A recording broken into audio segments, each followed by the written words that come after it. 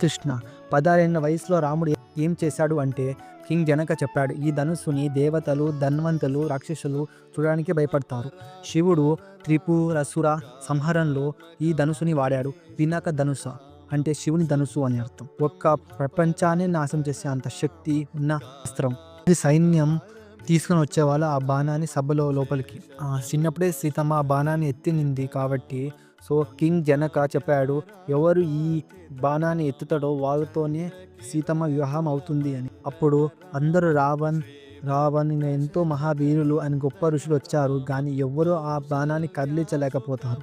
అప్పుడు విశ్వామిత్ర చెప్తారు, రాముని చూసి రాపో రామా అని చెప్పినప్పుడు రాముడు అక్కడికి బాణం దగ్గరికి వెళ్ళి ఆ బాణాన్ని ఎత్తుతాడు. ఒక ఫ్లవర్ లాగా, ఒక లోటస్ ఫ్లవర్ లాగా ఎత్తేస్తాడు. అండ్ ఎడమ కాలు బాణం మీద పెట్టి తాడుని కట్టేప్పుడు ఆ బాణం విరిగిపోతుంది. విరిగిపోయిన